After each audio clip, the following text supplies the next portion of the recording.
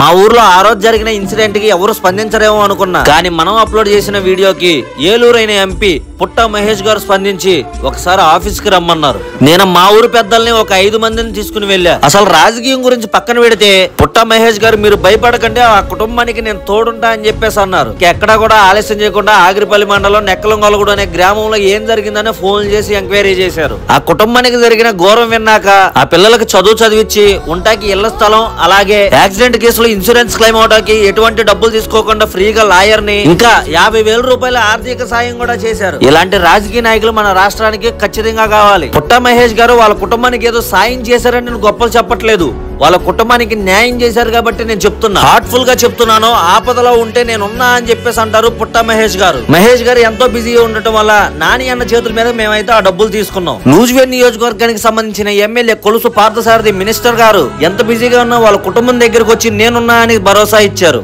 మీరు మాకు చేసిన సాయమే సమాజంలో ఉన్న ప్రజలందరూ కూడా సాయం చేస్తారని కోరుకుంటున్నా. ఒక నాయకుడు సేవకుడు అయితే ఎలా ఉంటుందో మిమ్మల్ని చూసాకే అర్థమైంది సార్.